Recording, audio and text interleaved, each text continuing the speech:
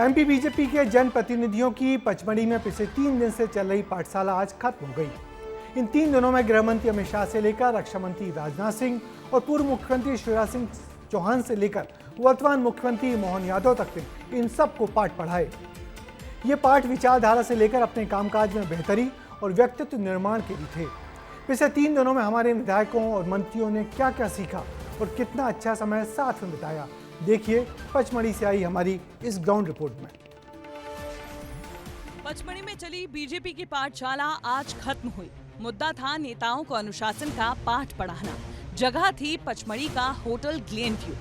देश के गृह मंत्री अमित शाह ने 14 जून को सांसद विधायकों को अनुष्ठान का पाठ पढ़ाया था और सत्र की शुरुआत की थी।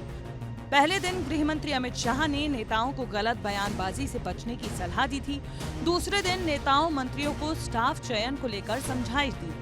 सीएम डॉक्टर मोहन यादव और सीनियर लीडर्स ने सांसद विधायकों से SC/ST वाली सीटों पर भी चर्चा की और पार्टी को मध्य प्रदेश में कैसे आगे बढ़ाना है इसके बारे में भी बात की गई। तीसरे दिन यानी कि आखिरी दिन रक्षा मंत्री ने नेताओं से कहा कि जब भी लोगों से मिले या लोग आपके पास आए तो उनसे प्यार से बात करें। हमारे लिए देश पहले है। माननीय प्रधानमंत्री जी ने कार्य पद्धति में ये नई कार्य संस्कृति जो विकसित की है कि देश प्रथम, इंडिया फर्स्ट, और सबका साथ, सबका विकास, सबका विश्वास और सबके प्रयासों के मंत्र पर जो हम सर्वस्पर्शी सर्वव्यापी की भूमिका करते हैं, ये सारी बातों की चर्चा इस वर्ग में हुई है।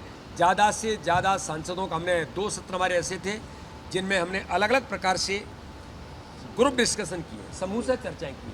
देखिए, सभी मास्टर ट्रेनर थे वहाँ, सब विधायक थे, सब सांसद थे, सब लोग कहीं ना कहीं भाषण देते ही हैं। बाकी मास्टर ट्रेनर को भी ट्रेनिंग लेने की आवश्यकता पड़ती है और भारतीय जनता पार्टी के यहाँ प्रशिक्षण हमारी एक परंपरा है।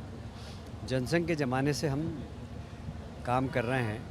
प्रशिक्षण हमारी विचारधारा को कार्यकर्ता के अंतःकरण में उतारने का एक बहुत बड़ा माध्यम होता है और इसलिए हमारे लिए कोई प्रशिक्षण नया नहीं है। हमेशा प्रशिक्षण होते रहते हैं और होते रहना चाहिए।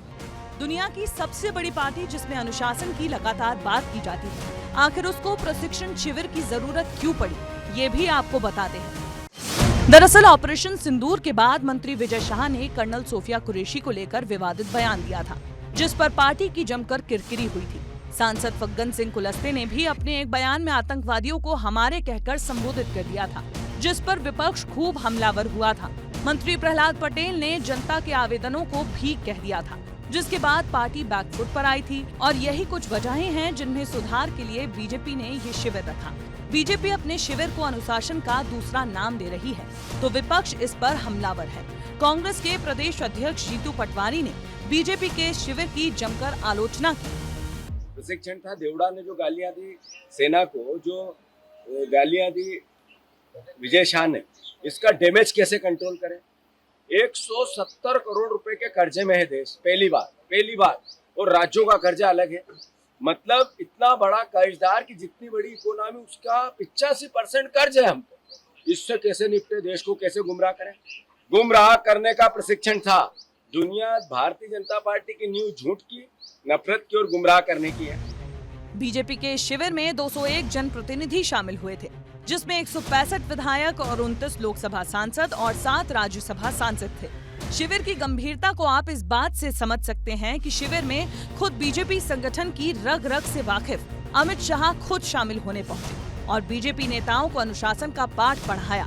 मंत्री विजय शाह ने भी इस कार्यक्रम में शिरकत की और मीडिया के सवालों पर चुप्पी साधे दिखाई दिए। विजय शाह जी, कुछ कैसा रहा सत्र, कुछ बताएंगे? क्या कहना चाहेंगे, सत्र कैसा रहा, क्या सिखाया गया, क्या कोई नसीहत दी गई विजय शाह जी? विजय शाह जी, मंत्री विजय शाह के इस थम्स अप से संकेत मिल गए हैं कि बीजेपी की इस क्लास में नेताओं को क्या होमवर्क मिला होगा। ब्यूरो रिपोर्ट, विस्तार न्यूज। वैसे तो बीजेपी सरकार वाले राज्यों में ऐसी कार्यशालाएं और वर्ग लगते ही हैं, मगर ऑपरेशन सिंदूर के बाद मंत्री विजय शाह ने जो विवादित बयान दिया, उसके बाद इस कार्यशाला का महत्व और बढ़ गया था। संगठन को एहसास हुआ कि कुछ और ऐसे वक्तव्य आए उससे पहले ही जनप्रतिनिधियों को अनुशासन और नियंत्रण के पाठ पढ़ा दिए जाने चाहिए। पचमढ़ी की पाठशाला सफल तभी होगी जब यहाँ मिले सबक को हमारे नेता लंबे वक्त तक याद रखें। जनता से किए वायदों की तरह यहाँ मिले पाठों को जल्दी से भूलना।